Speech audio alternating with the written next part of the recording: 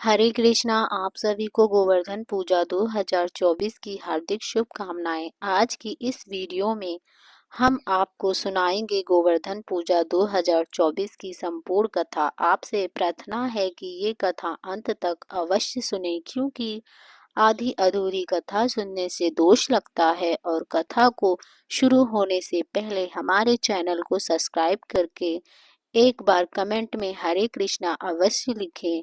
भगवान श्री कृष्ण की इस कथा को गोवर्धन पूजा के दिन सुन रहे सभी भक्तों के जीवन में सुख समृद्धि से भरें, उनकी सभी मनोकामनाएं पूरी हों। आइए अब शुरू करते हैं गोवर्धन पूजा 2024 की संपूर्ण कथा।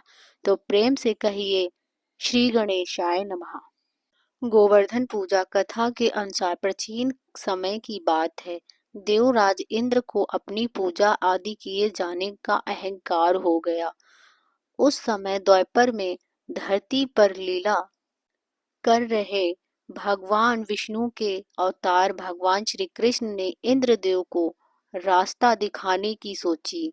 इस पर जब एक दिन सभी ब्रजवासी उत्तम पकवान बना रहे थे और इंद्र की पूजा की तैयारी कर रहे थे, तो कान्हा ने माँ यशोदा से पूछा, मैया, ये आप लोग किसकी पूजा की तैयारी कर रहे हो?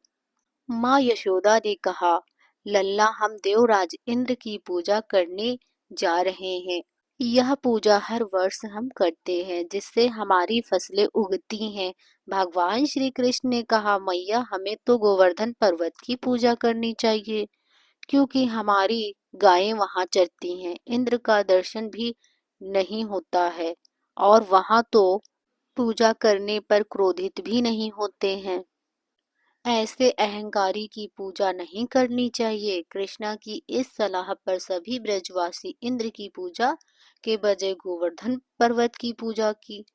इंद्र ने इसे अपना अपमान समझा और कुपित होकर मूसलाधार वर्षा शुरू कर दी। इस वर्षा से सभी ब्रजवासियों को भयभीत कर दिया और उन्होंने भगवान श्री कृष्ण को दोषी ठहराने लगे और बचाने के लिए उन्हें ही कुछ करने के लिए कहने लगे। इस पर भगवान श्री कृष्ण ने सभी ब्रजवासियों को गोवर्धन पर्वत के पास इकट्ठा होने के लिए कहा। अपनी मुरली को कमर में बांधकर अपनी कनिष्ठिका उंगली पर गोवर्धन पर्वत को उठा लिया और सभी ब्रजवासियों को अपने गाय और बछड़ों के साथ गोवर्धन पर्वत के नीचे शरण लेने के लिए बुलाया। इस पर इंद्र को क्रोध और बढ़ गया और उन्होंने बारिश की तीव्रता को और भी बढ़ा दिया। इस स्थिति को नियंत्रित करने के लिए भगवान श्री कृष्ण ने सुदर्शन चक्र को आदेश दिया कि वह पर्वत के ऊपर रहकर वर्षा की गति को नियंत्रित करें। उन्होंने शेषनाग से भी कहा कि वह मेड़ बांधकर पानी को पर्वत की ओर आने से रोके। इस प्रकार भगवान श्री कृष्ण ने अपने भक्तों की रक्षा की। इंद्र ने यह सब देखकर महसूस किया कि श्री कृष्ण कोई साधारण व्यक्ति नहीं है। वह ब्रह्मा जी के पास पहुंचे और अपनी समस्या बताई। ब्रह्मा जी ने इंद्र को समझाया कि भगवान श्री कृष्ण स्वयं भगवान विष्णु के अवतार हैं।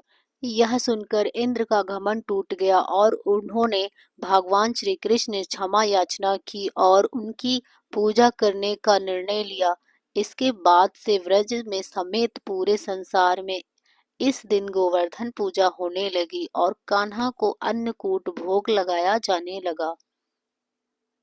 इस घटना के बाद से गोवर्धन पूजा का आयोजन किया जाने लगा। ब्रजवासी इस दिन गोवर्धन पर्वत की पूजा करते हैं और गाय बैल को स्नान कराकर उन्हें रंग बिरंगे कपड़े पहनाते हैं और उन्हें गुड़ और चावल देकर विशेष रूप से सम्मानित करते हैं।